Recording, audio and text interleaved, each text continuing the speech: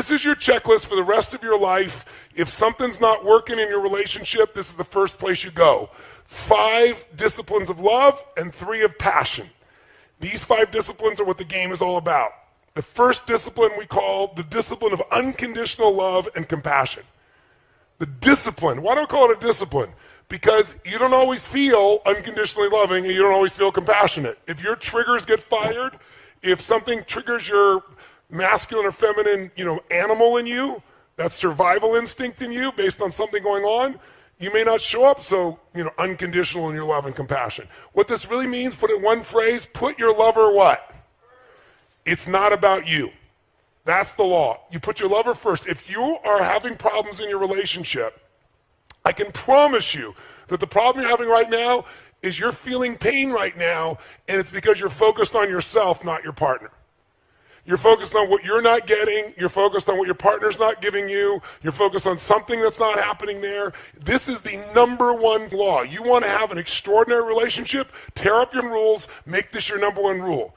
Number one rule is my lover comes first. My number one rule is if you're in love, you put their feelings and needs before your own. Second discipline, real quick, the discipline of absolute courage and vulnerability. Absolute courage and vulnerability. This is learning to love no matter what. I mean, truly no matter what. Now, how many people are going to do that? Not many.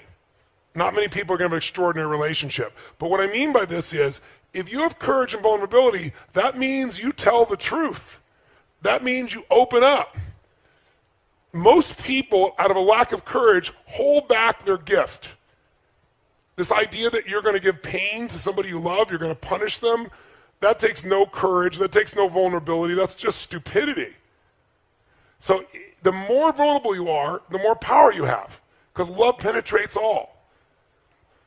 Third law is the law of positive intent. Yes. The discipline, I should say, of positive intent. By the way, discipline weighs ounces, regret weighs tons.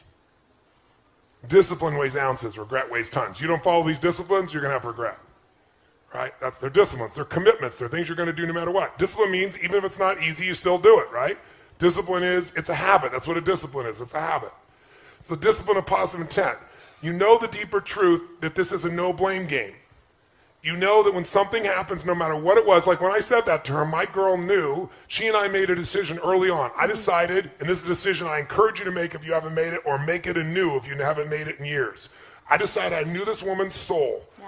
This woman's soul was as pure as anything I could ever dream of in my life. I knew that I loved this woman, her soul was pure, so no matter what happened, I would serve her, and no matter what happened, no matter what she said, no matter what she did, I would know, even if I couldn't figure out how, the intent was pure. The intent was wanting to get closer. It looks mean, but she's scared. It looks vicious, but she's just freaked out. And same thing with me. He looks like he's an unconscious asshole, he just doesn't know. It looks like he doesn't give a shit, he's actually a masculine male, and this is what they do, right? We shifted the meaning to always there's an empowering meaning because there's never negative intent, no matter what it looks like, no matter what was said. And by having that, along with that, they just want a positive intent, in a sense, no blame game, we immediately apologize. It doesn't matter what has happened. If there's any argument we have, it's a playful argument, which is, I'm taking responsibility and she's taking responsibility. No, honey, it was my fault. No, it was my fault. And it's like, and we mean it sincerely. It doesn't matter what it is, because I hold myself as whatever she's feeling, ultimately it's my responsibility. Even if I didn't intend it, that's it. So I take responsibility. I'm sorry, honey. I'm sorry your feelings were hurt. She does it with me also. And since we both are constantly doing it, it makes it like there's nobody ever blaming somebody else. So think about this. We put each other first. If we find we're not, we change that immediately, right? We immediately look at, we got to be courage and vulnerable. We've got to tell the truth. That's really what that is. Tell the truth with kindness, with love, with making nobody wrong, because we both know we have positive intent. And you break through all the bullshit with this. Mm-hmm. And with an apology, rather than I'm sorry you, always have I. Yes. Always I. Honey, I'm sorry today when I upset you, or I'm sorry today if I upset you. Having the word I in owning, it neutralizes. It's such a crazy, and we so underrate an apology of ownership. Owning something, who cares? When you love each other, who cares about being right or wrong? And if there really is an unconscious action, and even if it wasn't your intent, even if it wasn't unconscious, even if it was a misinterpretation, who cares? Own it. You own it, and it neutralizes that, and it only brings you closer. It's extraordinary. And you got to remember, no matter what they did, that's not who they are. If you can remember that, human behavior is not a reflection of the human spirit. Often it's a reflex action of the animal inside of us. And if you can know that, you know their spirit and you know their soul, then you know when people get insecure, when they get uncertain, when they go in survival, I've done it, you've done it, we've all done it. So instead of judging and making them wrong because you're scared of being hurt again, you got to come back to, I know what their intent is, I know it's positive. When you question my intent, you end the relationship. You question my behavior, you got every right to do that, even if I disagree with you. You just never question intent. I'd underline that, I'd bold it, I'd go on. If you question intent, you are destroying the relationship. So when you look at somebody, usually you subscribe either what you would do, or if you dislike something about them, or you're in a bad state, you'll come up with the worst reason why they did it. It's never the truth. They did it to meet some needs, same as you. But underneath it, if you know their soul, you just don't question their intent. Now think of it, if you just did these three things, what would be destroyed on your list? Oh my God, our kids, blah, blah, blah, blah, blah, blah. Wait a second. My wife comes first, my husband comes first. You know what? Bottom line is, I trust and love them. These kids are going to be great. I'm going to bend. I'm going to find something here for him. I'm going to find something here for her, right? And I'm making this so crazy. I'm being so upset. What am I really upset about? I'm upset thinking my kids are not going to be the way I want them to be. Not my kids are going to be the way they're meant to be. So it's really about me again, right?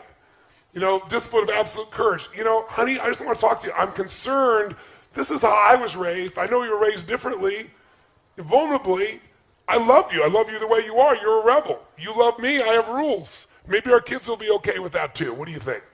Finding some way. You know, knowing that there's positive intent will kill any anger or upset inside this piece. Fourth one of the 5 disciplines. Fourth is the discipline of honorable language and moment-to-moment awareness. Honorable language. There is power in love, adoration, and praise. And most of us don't use it enough. Most of us don't praise enough. And when I say praise, make a note. If you're going to praise your man or your woman, you must praise them specifically, not generally. But moment to moment, being consciously aware of the impact that you're having with your language and your presence on your partner. And your language as well. Body language, words, deeds. It's knowing you have an impact and seeing that impact. You know, if I'm doing something and I look over and I see my girl is not in a great place, I don't continue. So what happens for a woman to understand is we get information in, and if we hear a word, words go into that file in our brain, left hemisphere. Emotions go on the other side. But when you say a word to a woman, it hits both hemispheres. It's like if I asked you, where were you on, you know, the 11th of August in 2001? But if I asked you, where were you on 9/11? How many remember exactly where you were in the room when you heard about it, or you were there, you saw it? Because information with emotion is remembered forever. And for women, words that you say mean a lot because they determine whether she's pleasing you or not. And those words get connected to emotion, and you might just be saying things, because guys say things all the time, right? And when you're that upset, gentlemen, there's nowhere to go. You're never going to hurt that woman in a million years. So the only way to let go of some of the pressure is yell or scream or use some words. But then she takes those words in, and she's hurt by it. And here's a trick. I'm married to a very passionate man. He's married to certainly a very passionate woman. And we made decisions. Never, I hate you. Never, I'm going to leave you. And not F you. Tone will say, F, F, F, mother F. Like, I mean, it can come flying out of his mouth and have such a level of intensity. But F, for F's sake, whatever that might be is different than... Never to you. That, and one other big one I'll give you is, if you ever threaten the end of the relationship, end it. Yeah. Because if you ever threaten it, when people go to put their button on the button, you know, just to threaten it because they're so frustrated, the moment you do that, somewhere in the psyche of your partner, they think, oh my God, they could leave me, and I gotta have to do this first. And so they put their finger on the button, and all it takes is enough times of doing that, enough years of doing that, and one day somebody will push the button. If you are committed to the relationship you're in, ban for life. Yes. For multiple lifetimes, for those of you who are going to come back 6 and 7 times, like some of the people here did. You ban for multiple lifetimes. I will never, ever, ever threaten. Never. Neither of you ever threatens to leave. If you threaten to leave, relationship's over. It might take 3 more years, 5 more, 10 years, but it's over. If you want to be in a relationship with this person, don't ever, ever, ever threaten. And if you did before, it's off limits forever. No exceptions, doesn't matter how mad you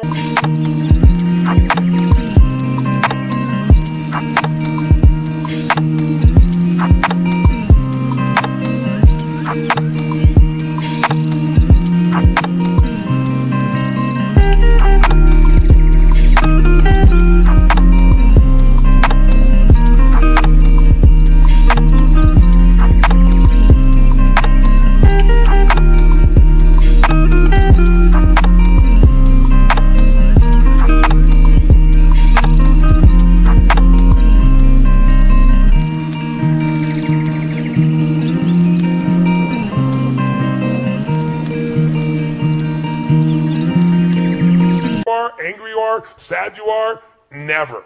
You're not unconscious with your language, you're not unconscious with your deeds, you're aware of the impact and you correct it immediately. You constantly realize, I'm pissed off, I'm hurt, I'm sad, it's about me. Let me step out of me, I'm into something bigger here. Right? I'm not about that, I'm about something bigger. It's what do they need? Let me step in there. You do that enough times, it'll become a habit. And finally, number 5, the discipline of giving freedom. Giving freedom.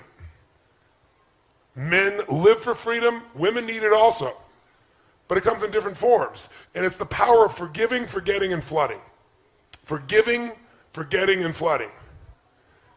Now, women seem to have more of a difficulty with forgetting. But you can be forgiving, and forgiveness is when you realize that what you thought happened didn't really happen. You gave it a meaning that doesn't really match reality. You're expecting your partner to be something different than they are. Flooding is one of the most valuable skills you can do in your life. If you don't flood, you'll have a hard time forgiving and forgetting. And we flood our magic moments. I mean, all the time. All the time. And we capture them. You know, we have our little app of a journal that we capture all of our beautiful moments. After this event, when we get home on Sunday, we'll spend an hour and just capture all the beautiful moments that happened here. Everything that was funny, everything that was beautiful, everything that was touching. Because otherwise, it's actually what Nicole was talking about. Maybe she talked about framing. You have a peak experience and you actually give words to it, and that frames it, and it helps to get to that place. It's just like you bypass all that effort that took you there, and then that's your next starting point. And then you have another peak experience, and then you share that and you frame it and you give language and you give words to it, and then boom, you set the bar higher. And a lot of times what happens is magic happens in life. Grace pours, and we don't give words to it, we don't celebrate it, we don't recognize it, we don't see it, we don't appreciate it. And putting words to that of appreciation